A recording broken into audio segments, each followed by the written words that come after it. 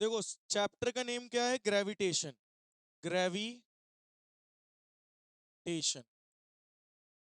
ठीक है। ग्रेविटेशन में सबसे पहले हमारे पास एक टर्म आता है ग्रेविटी। क्या टर्म आता है बेटा? ग्रेविटी। बताओ ग्रेविटी क्या होता है?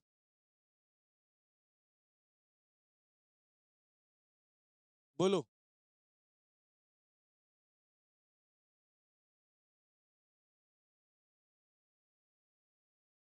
ठीक है, ग्रेविटी बताइए क्या होता है।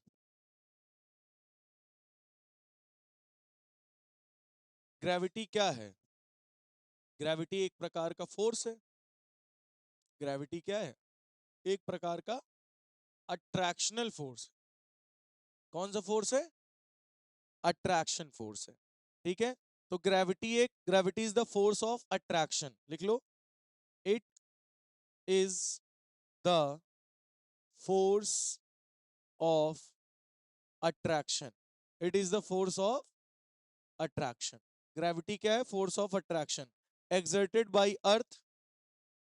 कौन एक्सर्ट करता है? Exerted by earth. कौन एक्सर्ट करता है बेटा? अर्थ एक्सर्ट करती है on any body toward the centre of earth. On any body towards the centre of earth. ठीक है, वो भी वो फोर्स किधर की तरफ लगता है? टुवर्ड्स द सेंटर ऑफ अर्थ की तरफ। समझ गए? तो एक स्पेशल केस है ग्रेविटेशनल, इसी को ग्रेविटेशनल पुल कहते हैं। क्या बोलते हैं बेटा इसको? ग्रेविटेशनल पुल।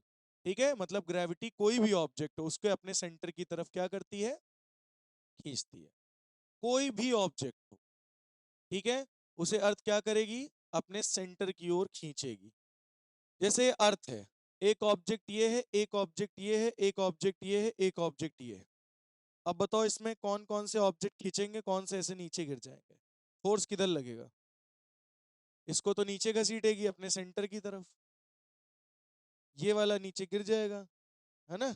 ये वाला भी नीचे गिर जाएगा, ये भी नीचे गिर जाएगा। इतने कंटाप मारब ना तुम्हें हम, तुम्हारा मुंह घूम जाई, गधा कहीं का। ये ऑब्जेक्ट भी सेंटर की तरफ खींचेगा, ये ऑब्जेक्ट भी सेंटर की तरफ खींचेगा, ये ऑब्जेक्ट भी सेंटर की तरफ खींचेगा। ठीक है, कोई भी ऑब्जेक्ट को हमेशा अर्थ क्या करती है? अपने सेंटर की तरफ, टूवर्ड्स द सेंटर की तरफ ग्रेविटेशनल पुल लगा के घसीटती है। हम कहीं नीचे गिरी, कहीं ना, कहीं यो नीचे गिर जाए, हाँ। ठीक है। और ये कैसा फोर्स है? सेंट्रल फोर्स है। क्या बोला मैंने? सेंट्रल फोर्स है ये। क्यों? क्योंकि ये फोर्स जो है सेंटर से सेंटर के बीच में लगता है। एक बॉडी के सेंटर से दूसरी बॉडी के सेंटर के बीच में फोर्स लगता है। इसलिए इसको हम क्या बोलते हैं? गियर लगा रहे होगा, इसको क्या बोलेंगे? Central force. बात समझ में आ गई? इसको हटा रहे हैं। सेंटर से सेंटर के बीच में ग्रेविटेशनल फोर्स लगता है, तो इसलिए क्या कहोगे इस फोर्स को? Central force. हाँ, हाँ, वो अभी हम सब बता रहे हैं। ग्रेविटी समझ में आया? अभी मैं अर्थ की बात कर रहा हूँ। हाँ। तो अर्थ में, अर्थ कोई भी ऑब्जेक्ट हो उसको अपनी तरफ फोर्स ऑफ अट्रैक्शन से खींचती है towards the centre of earth. Example में, weight of the body, body का जो भी वेट होगा उसी के अकॉर्डिंग वो उस बॉडी को क्या करेगी? अपनी तरफ तेजी से खींचेगी। किधर? अपने सेंटर की तरफ। क्लियर हो गया इतनी बात? समझ में आ गई बात? तो ग्रेविटेशनल पुल का फॉर्मूला क्या होता है? वेट ऑफ द बॉडी के बराबर होगा ग्रेविटेशनल पुल। ग्रेविटेशनल पुल क्या होगा? ग्रेविटेशनल पुल होगा एम जी, यानी wait of the body. Body का जो वेट होगा वही ग्रेविटेशनल पुल होगा। जितना बॉडी का वेट होगा उतनी तेजी से वो खींचेगा। समझ में आई बात? क्या ये बात क्लियर हो गई? बहुत बढ़िया। तो difference between gravitation and gravity लिखिए। नेक्स्ट हेडिंग है difference between gravitation and gravity.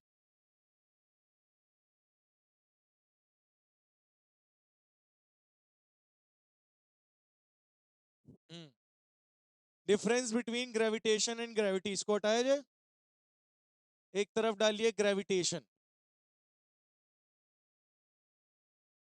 और एक तरफ डालिए ग्रेविटी। डिफरेंस देखेंगे ग्रेविटेशन और ग्रेविटी में डिफरेंस क्या है।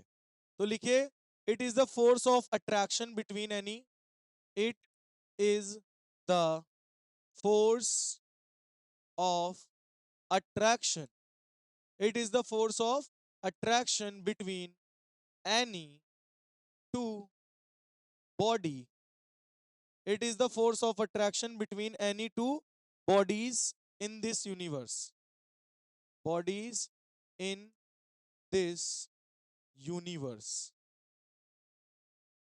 ठीक है, इस पूरे यूनिवर्स में जो भी फोर्स ऑफ अट्रैक्शन दो बॉडीज के बीच में लगेगा उसे हम लोग क्या बोलेंगे, ग्रेविटेशन। लिखिए, ग्रेविटी क्या होता है, gravity is the Earth's gravitational pull of the body, gravity is the Earth's gravitational pull of the body। ठीक है, ग्रेविटी क्या है, ये अर्थ का ग्रेविटेशनल पुल है। क्या है, ग्रेविटेशनल पुल, जो कि किस पे लगता है, पुल ऑन द बॉडी, किस पे लगता है, pull on the body. Earth gravitational pull है जो कि कहां लगता है, on the body, lying near the surface of the earth, lying near the surface, near the surface of earth। Earth के सरफेस के पास जो भी ऑब्जेक्ट रखा होता है उसके नियर या उसके ऊपर, ठीक है, उसको एक खींचता है अपनी तरफ। ठीक है, नियर और उस पे ऑन, ऑन और नियर दोनों कर सकते हो, लाइंग नियर और on the surface of earth. ठीक है, तो ग्रेविटेशन क्या होता है, ये फोर्स ऑफ अट्रैक्शन है जो कि दो बॉडी में कहीं कहीं भी पूरे यूनिवर्स में लगता है। ठीक है, और ग्रेविटी क्या है, ग्रेविटी अर्थ ग्रेविटेशनल पुल है, अर्थ की ग्रेविटेशनल पुल ग्रेविटी है, जो कि अर्थ सरफेस के नियर या कोई भी ऑन द सरफेस तो पे मतलब रखा है अगर कोई ऑब्जेक्ट तो उस पर कौन सा फोर्स लगेगा, ग्रेविटेशनल पुल, उसे ग्रेविटी कहेंगे अर्थ के अंदर, और पूरे यूनिवर्स में जो लग रहा है उसे ग्रेविटेशन कहेंगे। ठीक है, तो लिखो, gravitational force between two bodies A and be having mass m1 and m2। हाँ, इसका नेक्स्ट ये हो गया पॉइंट नंबर 1, ये हो गया पॉइंट नंबर 2। ठीक है, तो इसमें लिख लीजिए, अगर कोई एक बॉडी ए है और एक कोई बॉडी बी है, इन दोनों के बीच की दूरी r है, ना लिखो, तो F is equal to G m1 m2 by are square. इसका मास m1, इसका मास m2, तो उन दोनों बॉडी यूनिवर्स में कहीं भी दो बॉडीज अगर रखी हैं उनके बीच की दूरी r है, तो फोर्स ऑफ ग्रेविटेशन क्या लगेगा, F is equal to G m1 m2 by are square. G तो आपको पता ही होगा, यूनिवर्सल ग्रेविटेशनल कांस्टेंट, ना बोली होगा जी क्या है, ये अभी बोले वाला रहा, एक्सेलरेशन ड्यू टू ग्रेविटी है ना, फोर्स ड्यू टू ग्रेविटी तो ये क्या है, यूनिवर्सल ग्रेविटेशनल कांस्टेंट। समझ में आ गई बात, ग्रेविटी में लिखो, ग्रेविटी क्या होता है, force of gravity on a body. अब जैसे अर्थ में क्या होता है, अर्थ में जैसे कोई एक ऑब्जेक्ट है जिसका मास m है, तो वो नीचे अगर अर्थ घसीटेगा तो एक्सेलरेशन ड्यू टू ग्रेविटी से नीचे खींचेगा ना, तो उसमें फोर्स कितना लगेगा, F is equal to mg लगेगा। समझ में आई बात, तो ये ग्रेविटी है और ये ग्रेविटेशन है। ठीक है, ग्रेविटेशन यूनिवर्स में कहीं भी लग सकता है, ठीक है, इन द यूनिवर्स, और ये ग्रेविटी का ग्रेविटेशनल पुल है जो कि अर्थ लगा रही है, F is equal to mg। बोलो समझ में आ गया या नहीं, ग्रेविटी अर्थ पे लगती है, ग्रेविटेशन पूरे यूनिवर्स का है। दो दूसरा पॉइंट, पॉइंट नंबर 3, पॉइंट हाँ, the gravitational force between two bodies can be zero. The gravitational, the gravitational, लिखो बेटा, the gravitational force between two body force between two bodies can be zero. क्या हो सकता है? जीरो हो सकता है कब? if separation between two bodies, if separation between two bodies is infinity. क्या हो जाए? if separation between two bodies becomes infinity. अगर दो बॉडीज के बीच की दूरी कितनी हो जाए? इन्फिनिटी. तब वहां पर फोर्स लगभग क्या लग जाएगा दोनों बॉडी के बीच में? शून्य. ठीक है. Force of gravity zero at the centre of earth. Force of gravity is zero. Force of gravity is zero at the centre of अर्थ. और इसमें फोर्स ऑफ ग्रेविटी अर्थ पे फोर्स ऑफ ग्रेविटी कब जीरो होती है? अर्थ के सेंटर पर zero होती है. सबसे मैक्सिमम कहां लगती है? अर्थ के सरफेस पर. सरफेस. हाँ हाँ, मतलब वही चीज. ठीक है. तो इतना नोट कर लीजिए. अगर तुम ऊपर जाते हो हाइट तब भी जी की वैल्यू घटती है, अगर नीचे आते हो तब भी जी की वैल्यू घटती है. अभी बताएं. ये बात समझ में आ गई है? इतनी बात क्लियर हो गई? ग्रेविटेशन और ग्रेविटी में क्या डिफरेंस है? That's it. अभी रुको, आगे सब आएगा समझ में. पेशेंस रखो. हो गया बेटा? चलो, तो बेटा हम लोग आगे बढ़ते हैं फिर. तो पहले ये बताओ कितने बच्चों को ग्रेविटेशन और ग्रेविटी में डिफरेंस क्लियर हो गया? ग्रेविटेशन क्या है? ये एक फोर्स ऑफ अट्रैक्शन है जो कि दो बॉडीज के बीच में लगता है इन द होल यूनिवर्स, कहीं भी हो. ठीक है. ग्रेविटी क्या है? Gravity is the earth gravitational pull है. मतलब अर्थ जो घसीटती है अपनी तरफ ऑब्जेक्ट को, वो होती है ग्रेविटी. ठीक है. और वो बॉडी चाहे अर्थ के सरफेस के नियर हो या उस पर रखी हो, ग्रेविटी लगेगी. यहाँ पे फोर्स कितना लगता है? F is equal to G M one M two by are square. वहां कितना लगता है अर्थ पे? F is equal to M G. तो ग्रेविटेशनल फोर्स दो बॉडीज का जीरो हो सकता है कब? जब उन दोनों के सेपरेशन क्या हो? इन्फिनिटी. और इस फोर्स ऑफ ग्रेविटी भी क्या हो सकती है? जीरो. कहां? At the centre of earth. ठीक है. तो ये सारी बातें होपफुली क्लियर हो गई होंगी. नेक्स्ट डालिए acceleration due to gravity. Next heading है acceleration due to gravity. Acceleration due to gravity. तो लिखिए ध्यान समझना. सुनो, पहले समझ लो. ये बॉडी है यहाँ पे. अभी मैंने इसको पकड़ रखा है हाथ से, तो अभी इसकी वेलोसिटी जीरो होगी. ठीक है. और इस पे फोर्स एक लग रहा होगा नीचे, एम जी. क्या लग रहा होगा? M G. अब ये तेज, अब जैसे हम बॉल को छोड़ेंगे तो इसको ग्रेविटी एम जी फोर्स नीचे लग रहा है, ग्रेविटी घसीट रही है, ये नीचे तेजी से घिसटेगा. तो ऑब्जेक्ट आ जाएगा यहाँ पे. अब ऑब्जेक्ट की वेलोसिटी हो गई 2 मीटर पर सेकेंड. फिर अगले ही सेकेंड पे उसकी वेलोसिटी क्या हो गई? 4 मीटर पर सेकेंड. फिर अगले ही टर्न में वेलोसिटी क्या हो गई? 6 मीटर पर सेकेंड. वेलोसिटी तुम देख रहे हो लगातार बढ़ रही है. मतलब यहां पे बॉडी एक्सेलरेट कर रही है. बॉडी क्या कर रही है? खींच रहा है ना अर्थ. तो बॉडी कितने से एक्सेलरेट कर रही है? 2 मीटर पर सेकेंड स्क्वायर से एक्सेलरेट कर रही है. तो जी की वैल्यू क्या हो गई? 2 मीटर पर सेकेंड स्क्वायर. कॉन्सेप्ट समझे क्या कह रहे हैं? कि बॉडी की वेलोसिटी लगातार बढ़ रही है, मतलब इसको कोई फोर्स नीचे लगातार तेजी से खींच रहा है. तो इसका मतलब बॉडी क्या कर रही है? एक्सेलरेट. तो बॉडी एक्सेलरेट किसकी वजह से कर रही है? ग्रेविटेशनल फोर्स की वजह से, ग्रेविटी की वजह से. तो उसको, उस एक्सेलरेशन को क्या बोलेंगे? एक्सेलरेशन किसकी वजह से हो रहा है? ग्रेविटी की वजह से.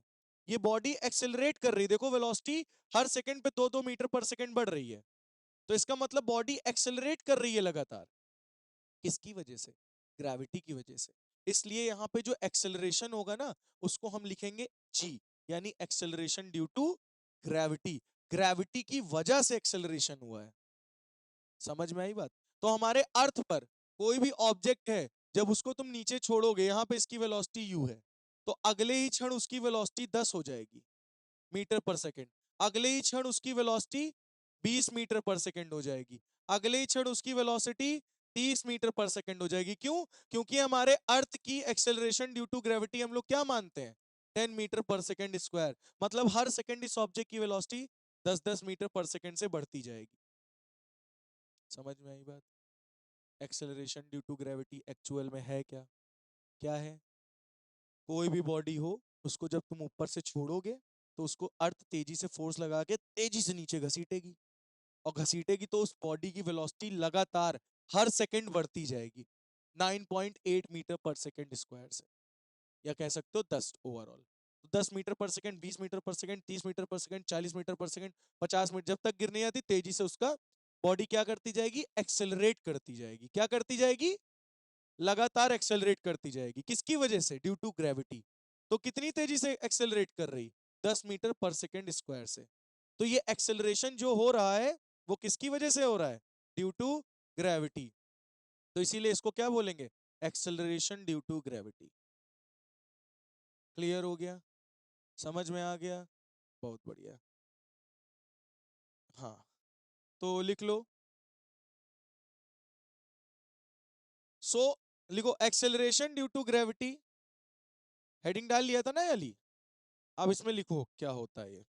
एक्सेलरेशन ड्यू टू ग्रेविटी में लिखिए, the acceleration produce in the body, the acceleration produce in the body, the acceleration produce in the body falling freely under the falling freely under the falling freely under the gravitational pull of earth, gravitational pull of earth। तो अर्थ के gravitational pull की वजह से body क्या करेगी? Free fall करते हुए accelerate करेगी। इसी को क्या कहेंगे? Acceleration due to gravity. ये मैं आपको क्लास 9th का बेसिक क्लियर कर रहा हूं अभी। हाँ हाँ बिल्कुल, चाहो तो बना लो एज योर विश।